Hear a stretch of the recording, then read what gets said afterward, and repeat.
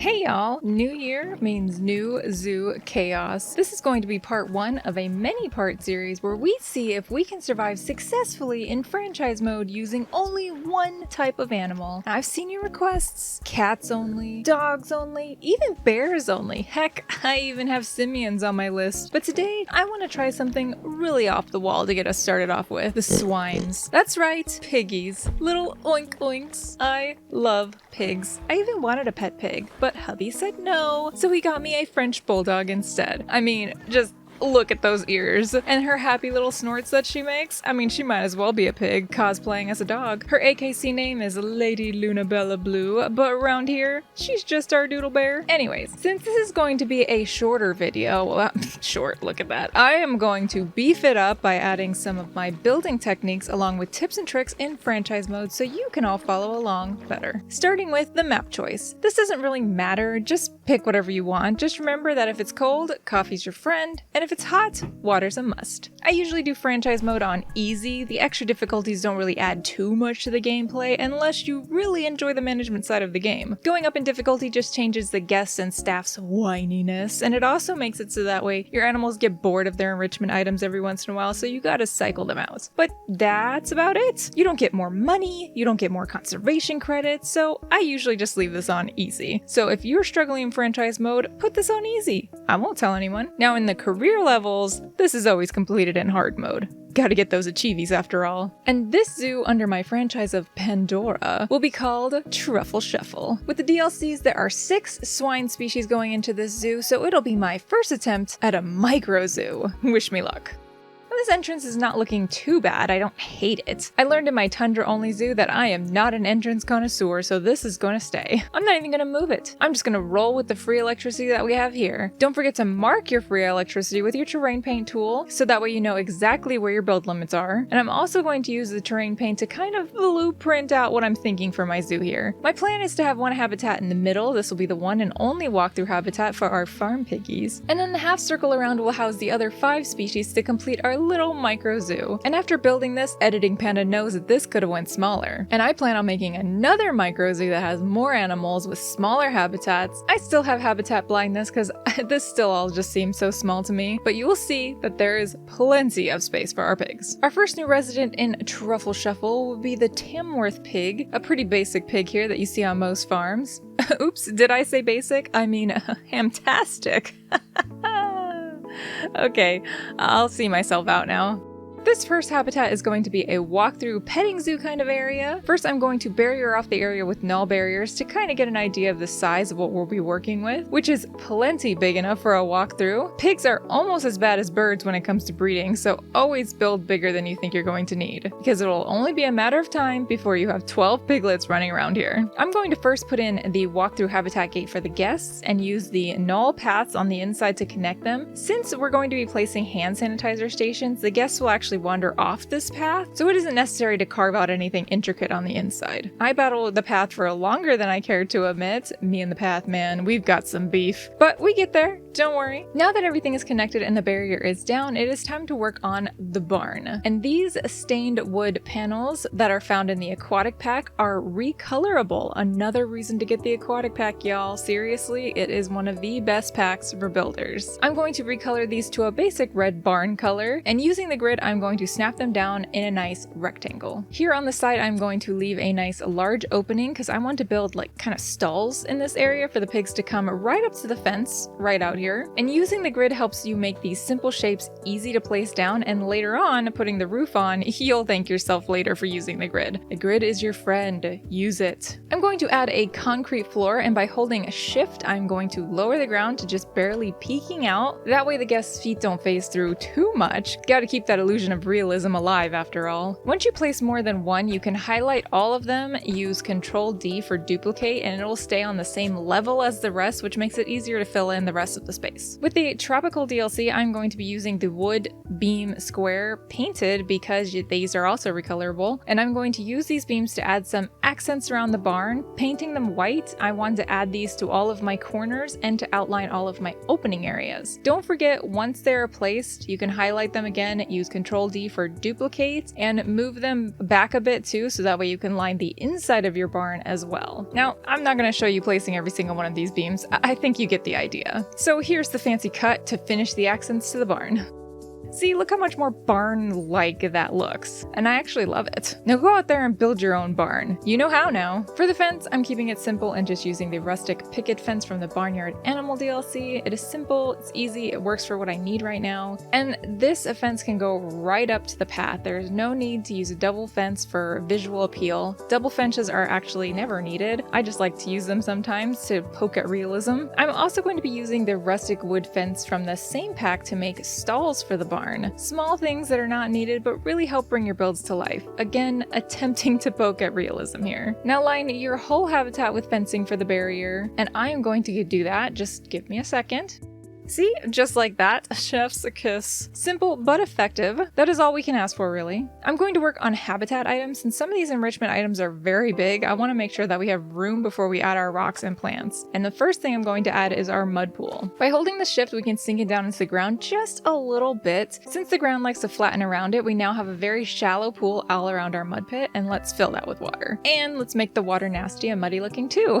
Pigs love to wallow in some mud, and I am just trying to make their mud pool just a little bit bigger. Now to better blend this in with the enrichment, I'm going to use the Savannah rocks, and holding shift, I'm going to sink in these rocks all around the pool until they are just barely poking out on the surface. Using different sizes and shapes, we're going around the whole mud pool, and this will allow the pigs to walk across and enter the enrichment from any angle, making it look like the mud pool is bigger. Also, I want to cover the seams of the enrichment pool with more rocks. Look, when I say rocks fix everything, I mean it. Rocks are the best. You're getting more of a bird's eye view. This is what we're looking like so far. Squeezing in between these two blueprinted out habitats is where I'm going to place our staff path that'll lead to their compound. In hindsight, I should have and could have added this within the free electricity circle, but I didn't. Next mini zoo, I will for sure though, don't worry. For this staff compound, I'm going to be using the larger keeper hut, the large staff room, because this will be the only compound for the whole zoo. Now we're spending some money here, and that's risky, but I'm confident that we'll make it back, don't worry. After adding some power out here, let's hire some friends. I hope they enjoy mucking out pig pens. Look at all those smiles. They're gonna love it here. Next, let's throw down a few rock piles. Nothing crazy, just sink some rocks into each other until it looks right. There's no rhyme or reason to my method, I promise. I try and use 2 different rock biome types to break up color. I feel like it helps with different textures in there. This habitat is going to be a bit barren. Farm pigs can be highly destructive due to their rooting, digging, and foraging behaviors, which can cause extensive damage to pastures, even irrigation systems. But a farm just begs for some sunflowers, does it not? I just can't help myself. Just know that if these were real pigs and not pixels, these sunflowers wouldn't stand a chance. At the bottom of the sunflowers, to make it seem more real, I'm going to use some mulch from the conservation packs to make a flower bed, and I will duplicate this and cover the sunflowers with this. And to finish off the flower bed, I'm going to be using the conservation slat cladding, which makes a nice wooden flower box for your sunflowers. A very simple and cute accent that you can add to any of your builds. The next thing that I'm going to add is some more decorations for the barnyard, these planters that I'm going to add some purple flowers to, a few places with some hay for them to munch on, and some other decoration items scattered about, like this windmill, maybe a pitchfork by the hay, a wheel leaned up against the barn, and that looks good. Moving inside the barn, I want to add some mud splatters around, but I don't know if there's actually a mud decal, so I'm going to be using different sizes of the surface damage decal and my imagination. I don't think they turned out too bad. I want some on the walls and some on the areas where the pigs will be walking every day. Maybe if I zoom out, squint a little, it'll look like mud. I'm going to add some water hoses off to the side for filling up water and for the just basic spray down of the barn to keep the muck from building up. Again, poking at that realism here. I want to make it look like hay is scattered around inside the barn, so I'm going to be maybe sinking some of this yellow grass deep in the concrete until just a little bit of it is poking out. I think it does the job all right. Is it perfect? Not even close, but it's acceptable, just like me. I'm going to add in a few more foliage items. Again, pigs are pretty destructive, so some of these dead trees seem kind of fitting here. I'm also going to sprinkle in a few trees here and there, not too much. Inside the barn, I'm going to be adding all of their sleeping spots for a nice cuddle puddle in the corner, some in the stalls to convince the pigs to actually go to this area. And I'm also going to be placing the water by the water hose. The food is going to go on the outside of the barn so the guests can see all of the pigs eating from inside and outside of the habitat. I'm also going to be adding other food enrichment items sprinkled throughout the whole habitat so that way the pigs don't have to fight over just one eating spot, and so that way they mosey around the whole habitat. Sprinklers go inside the flower beds. I guess they aren't too usable for the pigs, but I don't really care. The flowers need water. I'm also going to add some enrichment on the other side of the stalls. I hope to see a few pigs out here. It's like their front yard. And this is what the habitat is looking like so far. Oh, and I forgot, if you want your guests to go off the path to wander around and pet the animals, you're going to need to put down hand sanitizer stations. I like to put one at each door. I'm also going to be placing an educator talk point so we can have someone come in here and tell the guests all about our little piggies. I also want to use some of these decals on the side of the barn. Look how cute these are. I love that there's a big one and a little one. Please, Planet Zoo 2. I need to be able to scale building pieces, please. Oh, and don't worry, I have a whole video out now about my not so popular things that I need to be in Planet Zoo 2. Did you miss it? I'll link it in the description of this video. You should go check it out, eh? And don't forget your education. These TV projectors, which you can place the Zoopedia sheet on, you can even advertise your habitats with it. I'm not sure if they work the same as regular education boards, but I like the way they look, so I use them often. And since this is a petting zoo area, I assume that there will be lots of kids coming and going in this area, so I'm also going to be adding these kid education tables. They're just a must. And a conservation board about domestication right by the hand sanitizer stations also seems pretty fitting. Now we're going to focus on the roof. Using the metal plank roof pieces and the grid, this will be painless, I promise. They just snap together. I like to work on corners first and then work out from there. See how building with grid pieces just makes it so much easier? And on the very top, I'm going to be popping on this double pitched roof topper to close off the top. I'm also going to be using the wood plank wall gables to fill in the hole. And since I didn't want to snap nicely, rested inside of that hole, I did end up snapping one on the outside and then going inside and snapping one on the inside and just deleting the one that's on the outside. It worked. It was the offending piece that I got rid of. And I was left with this very clean roof with the look that I wanted. And that is job done. Our first habitat is ready for some piggies. Meet our assistant manager that has been tasked with looking over Truffle Shuffle. He is very concerned, as you can see. His name is Sir Loin. He has been recently promoted and isn't sure if he's up for the challenge, but we believe in him. Our pigs are going into quarantine. After a few minutes, they are good to go. Usually if you're buying from another franchise zoo, you don't really need to put them in quarantine. I just do it because I have been conditioned to do so thanks to career mode. But you can save yourself some money in the beginning and not even get a quarantine if you do that. Even if you place an animal and they end up sick, they just end up getting rushed to the hospital, not to quarantine. So it's not 100% needed, especially if you're in the beginning and your funds are tight. Like mine. After our pigs are placed, I want to make sure that I click on them and check their habitat, and as you can see, nailed it. I don't have to change a single thing. I love when that happens. Our educator decided to stop our first and only guests before they could even get to the habitat. Somebody wants a raise. Now that the animals have been placed, we can set up our habitat boards and our education talk point. And now to help with filming, I like to set my opening time of the zoo between like 5 a.m. and 5 to 6 p.m. That helps just with the lighting. It still flashes night for like a second, but other than that, it pretty much just stays daytime.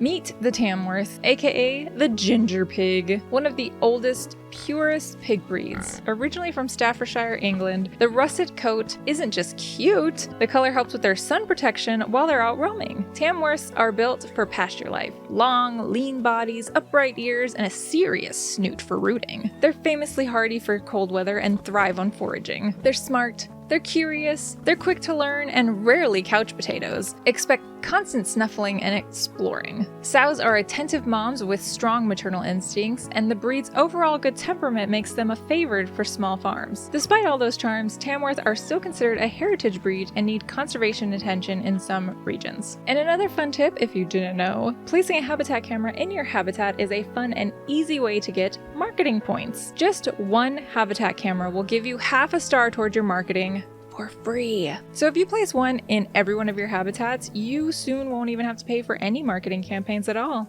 And that, ladies and gents, is your panda tip of the day. You're welcome. Now, we're losing money fast. I'm not panicking. Are you panicking? This is fine. We're gonna be fine. Oh, and look at that. I looked away for a moment and babies. Oh my god, they're so cute though. Look at them.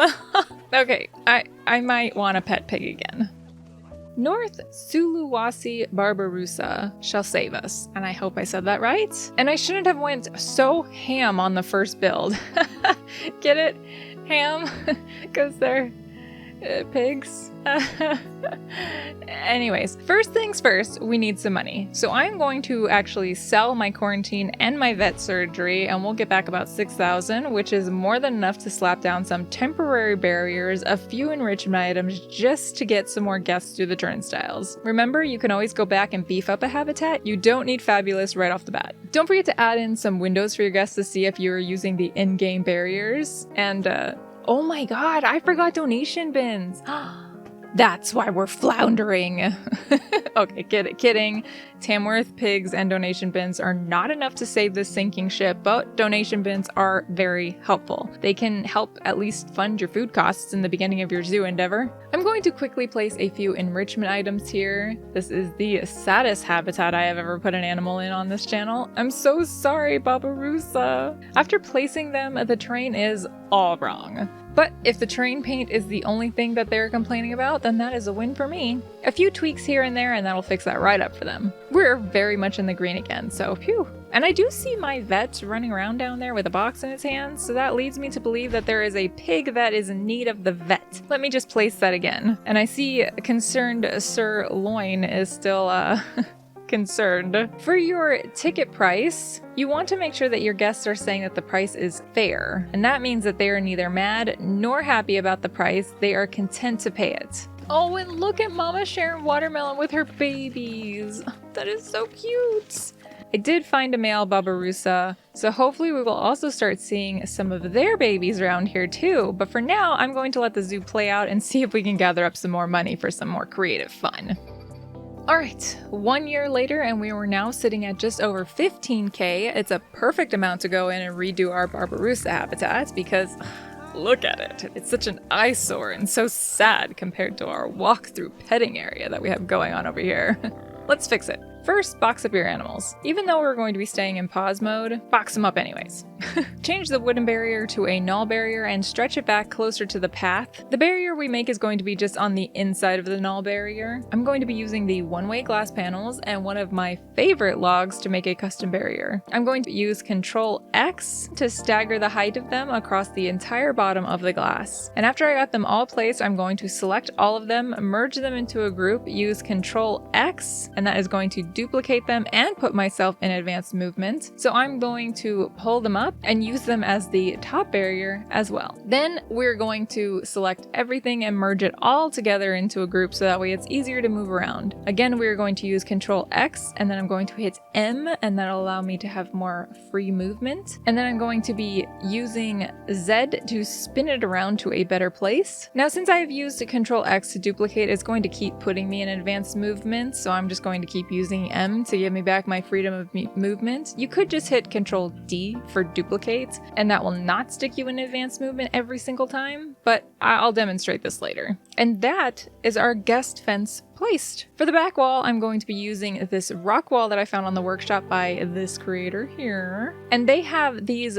types of rock walls for all the different biomes, so it's so worth checking out and subscribing to these yourself. It makes making a back wall of habitats so much easier. And the other wall I'm going to be using is this simple mud wall by this creator here. And the mud wall with the mud pooled at the bottom is by this creator here. The workshop is an amazing tool. Go utilize it. It's great for filling in dead space. It has been a godsend. And it's nice because you can take the builds apart piece by piece and learn how to build these things yourself if you want to. And this is what the habitat is looking like with our custom fence around the whole thing. Get out of here, in-game barrier. No one likes you. And just because I can, it is time for a little waterfall action. First, get your terrain tool and push the ground down just a little bit. They don't need deep water to swim in, so this doesn't need to be that deep at all. After placing the water, I'm going to find the waterfall boxes and add it in here. I start with the big one, and then I'm going to use X to sink it into the ground, and then I'm going to use X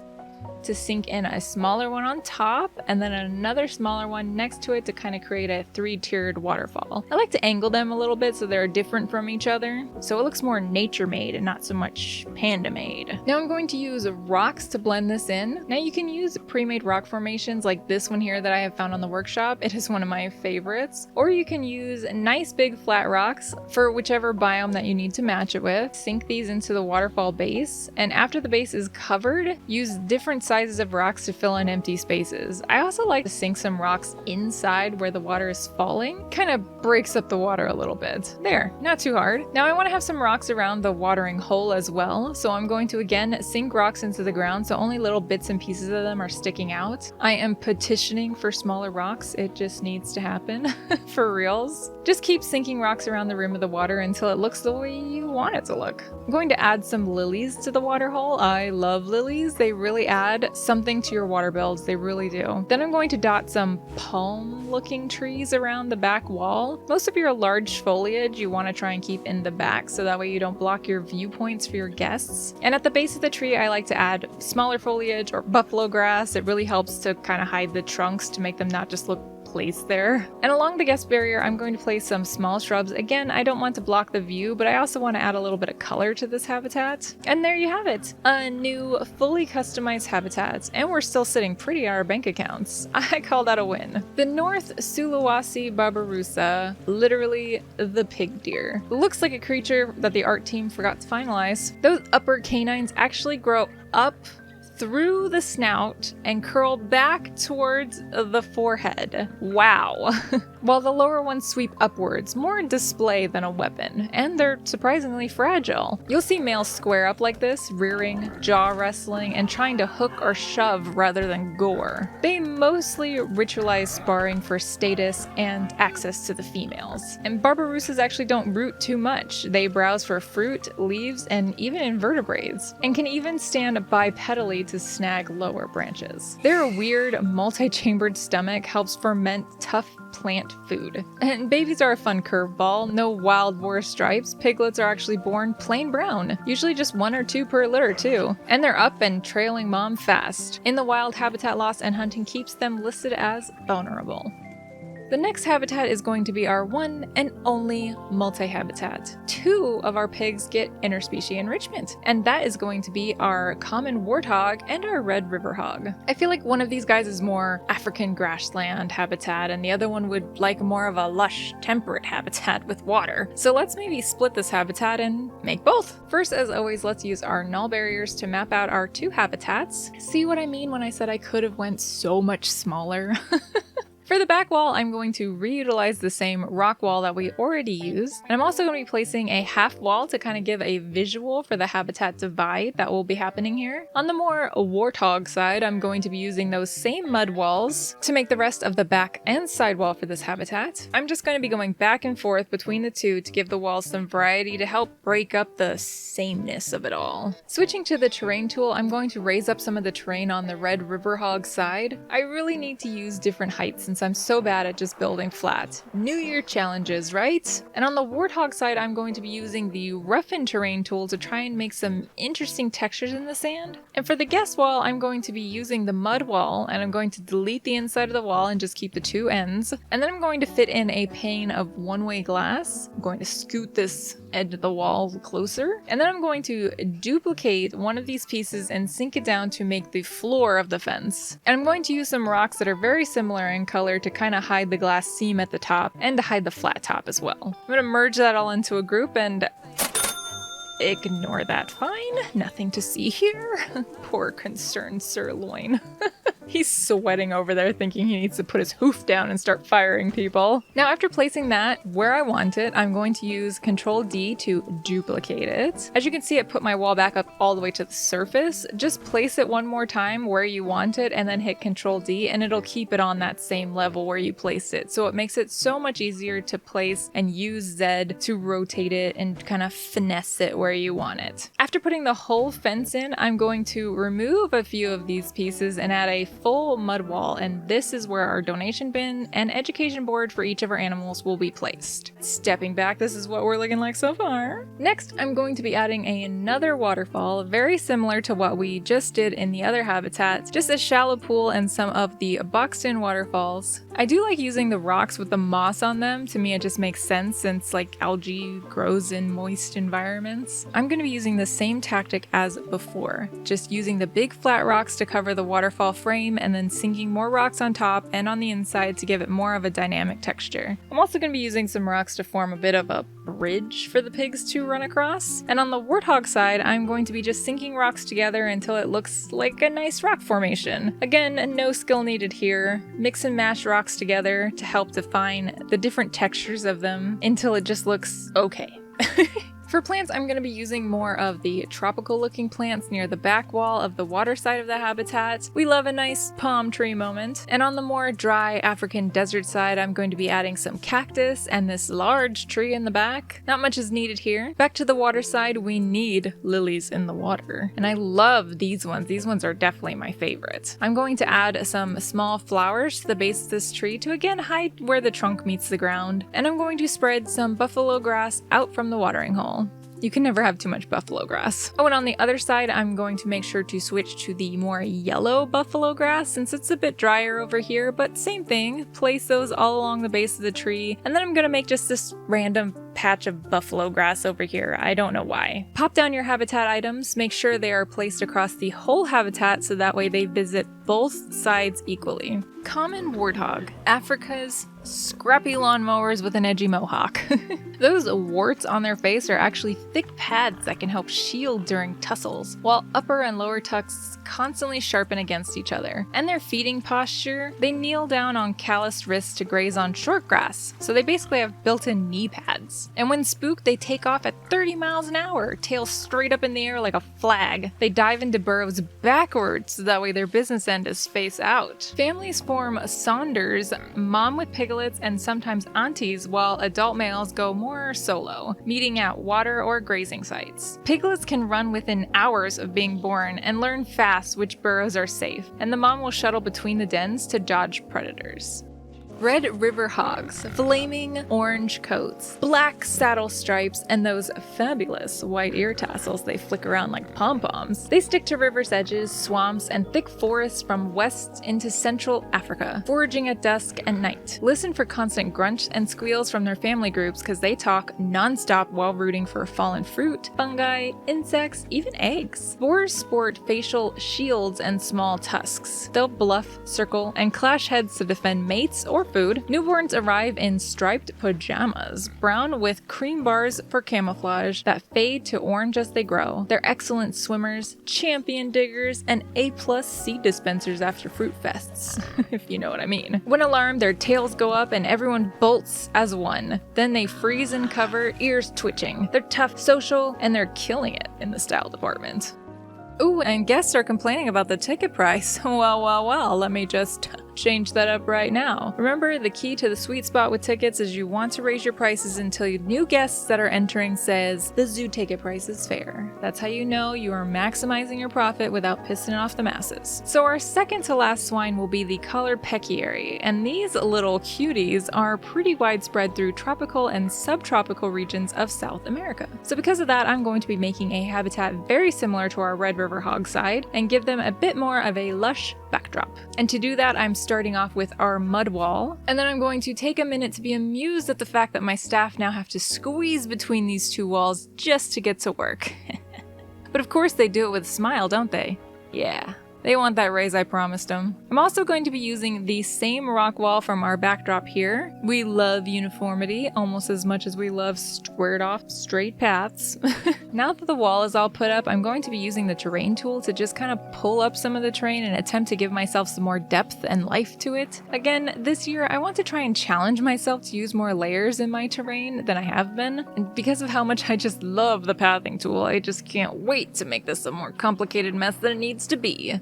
In other zoos, though, not this one. No, just let me have something easy to start off with, please. After smoothing it all out, it doesn't look like I did anything, huh?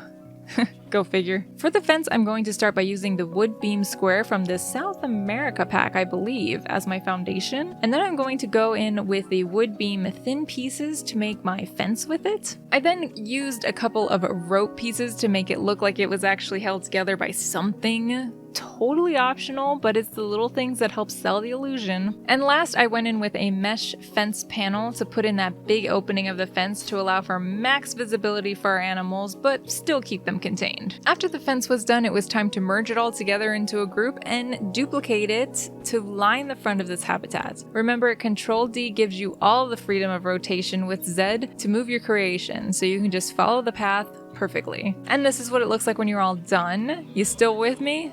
Good. Let's continue on with foliage. Again, I'm going to line the trees and bigger plants in the back. Always try and keep your viewing points in mind when you are placing your foliage and rocks. I just have the biomes toggled that our animal likes, and I'm just picking randomly. There is no thoughts being put into this. Head is empty right now. Trust me. I like to put bushes at the base of my trees to hide the where the trunk meets the ground. Also, I feel like it would be a natural place for bushes to grow since the keepers are less likely to get into those places to weed and cut plants back. I also use this carpet moss to try and fill in some of the emptiness that is around the bamboo. I like the carpet moss, it's nice. It fills in nice big areas and it doesn't block the pathing for the animals that are placed inside. And this is what things are looking like with some plant life done. Now onto rocks, my favorite. As you can see, I'm just sinking rocks together, and if it doesn't look right, just use Control Z to undo what you did. Try use a different rock or even a different rotation of the same rock. That could really help too. If you're placing a bunch of the same things, then don't forget to turn on random rotation because that helps break up the uniformity of it all. It's very helpful and I should really use it more often myself. And again, I like to use at least 2 different kinds of rocks to try and break up some of the texture of what I'm creating. And the big flat rocks are some of my favorite to sink in just until they're just barely sticking up. It really adds a nice area that looks like it's been worn down from walking constantly on. Next, find some of the smaller rocks. I know it's hard to do, but there are some. Find some of the smaller rocks and turn on your random rotation for sure, and just sink them down all over the place. Little peekaboo rocks, if you would. I'm telling you, we need more pebbles. Next to my peekaboo rocks, I like to try and add some foliage to help when you can't figure out where in the world in the middle of your habitat to add plants. Just anchor them into your rocks, and you'll be good to go. See? Just look how good that looks now. And I think I want to add a small patch of flowers for them to root around in. There. It is perfect. Oh no, it's not. I forgot habitat items. Whoops. Now I didn't use it here, but I have been told that if you put pathing down first and then the habitat items, it won't flatten your groundwork. That's a tip from me to you that I even need to start using. So it's a tip from me to me. Our concerned assistant manager Sirloin is looking... Well, he's still concerned, isn't he? That's okay, buddy. We got this. The zoo is doing just fine. Calm down. With the health checks complete, it is time to toss them into their home. And don't forget to check to make sure they're happy. And as you can see, a bit of sand is the issue here. Don't mind me as I just brush some sand everywhere. If you've done a lot of terrain paint work and you don't want to mess it up by adapting to their liking, then I recommend running your brush over and under your fencing. Usually there's a space between my null barrier and my fence that is fair game on terrain paint, and half the time I can get away with just repainting that and not messing with the work that I have done on the terrain inside the actual habitat. Oh, oof.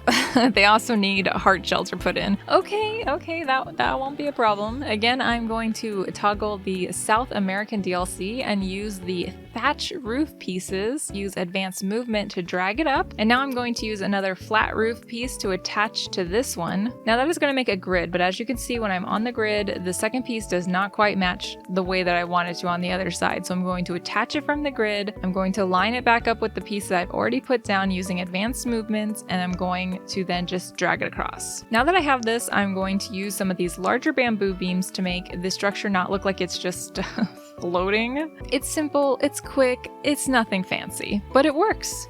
Sort of. The pigs are still not at 100% with their hard shelter, but they're in the green, so that, for now, is good enough for me. Collared pecaries, or javelinas, aren't pigs. They're New World pig relatives with that white shoulder collar that gives them their name. You'll find them from Southwest US down to South America, cruising in tight little herds. They smell musky, and that's on purpose. They have a scent gland on their rump that they use to mark rocks and even each other. Their diet consists of a desert buffet, prickly pear pads, and fruit, roots, bulbs, seeds, bugs. Those straight down canines are tough mouths that let them chew cactus spines like it was nothing. Pokey.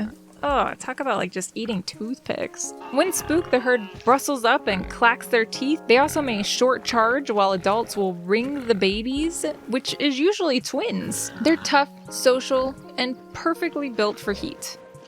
Our last and final oink oink is probably the most problematic, destructive, and invasive species of all the piggies, the wild boar. But we'll learn more about them in a little bit. The wild boar are going to be going in this last spot in the corner of our zoo. First, I'm going to be using the basic wood panels to make a sleeping shelter for them in the back. Nothing too big, just a 4x3 with some windows so the keepers can look in, and an extra large entryway so that way they can go in and out when it's rainy. I'm also going to be leaving the floor as just the ground. I don't think there's any need to put concrete in here, but I'm going to be adding a simple, shallow pitched roof.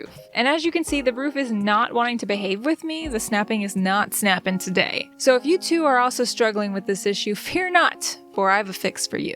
Go over to the roof pieces that did snap nicely for you and select more than one of them, so 2 or more, and use Control D for duplicating. And then use Z to rotate them around and place them where you want them. If you're on the grid, they will snap on the grid where you want them to. Now, as you can see, the wall doesn't match up. That's probably why the roof wasn't cooperating with me. So I'm going to select the wall pieces one at a time, press M to move them, and they will snap right underneath the roof. Do that with all your walls if they're messed up. To finish off the roof, I am going to slot in some roof slope pieces, and for the middle of the roof, I want to use this double pitch roof piece, but I don't want something too drastically angled, so I'm going to go with this nice shallow one. Now just line the spine of the roof with those pieces, and then I'm going to add a cover at the front of the sleeping area so that way they can sit in the entryway and enjoy some fresh air, but also stay dry if it's raining, like a porch if you would.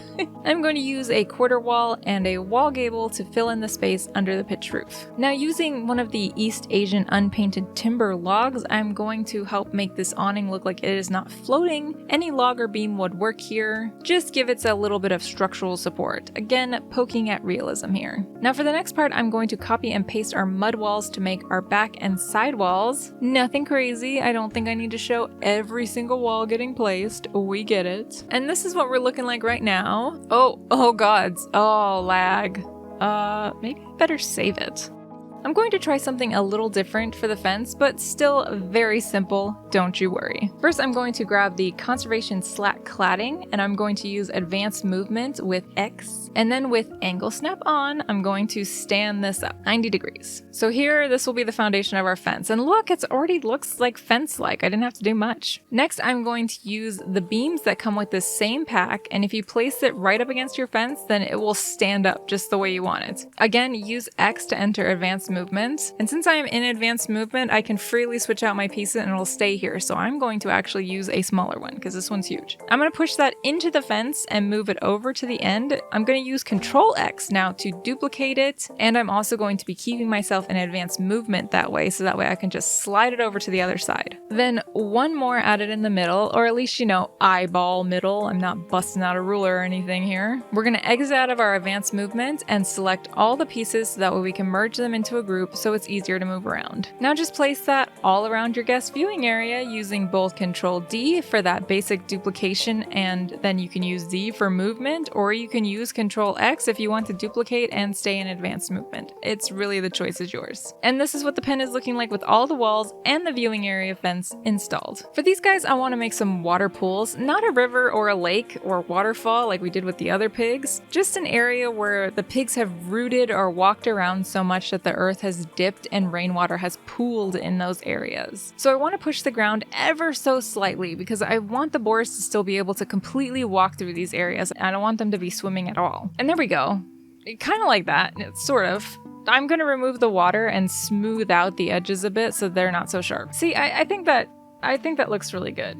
I think I like that. We need to make the water muddy though, so we're going to select the water, make it dirty, and then I'm still going to change the color to make it more muddy looking. And for habitat items, I'm going to add a mud wallow to this area, and I promptly forgot to sink it into the ground to make a shallow pool around it, just like I did with the Tamworth pigs. As you can see, you can't lower the ground under enrichment once it's placed, so this one doesn't look as clean or as nice as the other one, but with some rocks placed around it, I will make it work, don't worry. And that is me in a nutshell. I'm a creature of adaptability. I'm very much a person that just goes with the flow. But before rocks, I place around more of the habitat and enrichment items. I even fill the sleeping area with lots of comfy hay piles and leaves for them to get their proper cuddle puddle going on.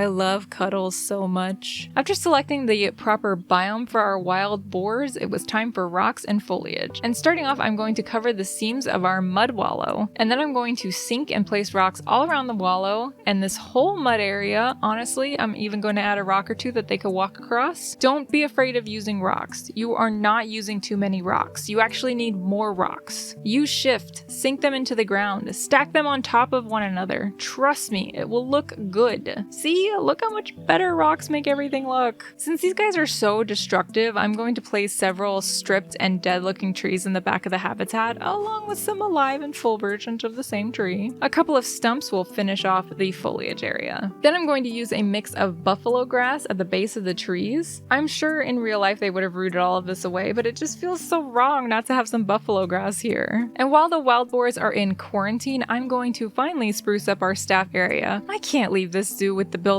looking like this. Look at our assistant manager. He's going to start growing gray hairs. Using the conservation set of grid pieces, I'm going to cover the building in panels. I'm going to use the door pieces where I need to use door pieces and window pieces when it's necessary. I'm also going to slap on a simple roof. I'm not trying to build anything crazy over here. I'm just trying to cover the insulation. And to give the building a little pizzazz, I'm going to be using the conservation slat cladding panel, and I'm going to recolor each of the pieces to different wood stain colors. And then I'm just going to use advanced movement to line the bottom of the building all the way around. It took a while. I don't know if I like it, but I'm content with it, and that's all that matters because our boars are done cooking and it's time to put them in their new home. After adding them in, I want to check the terrain. It's not bad. I mean, it could be worse. They want a lot more soil and much less grass. See? Destructive. I told you. Wild boars are the original all-terrain hog, Europe to Asia, and now pretty much everywhere people are too. They travel in female-led family groups, while big tusked males roam solo until the rut hits. That shovel nose and tough snout plates lets them root up acorns, roots, worms, whatever's edible. You know, cats have a saying, if I fits, I sits. These guys have one too, only it's if it fits in my mouth, I'm eating it.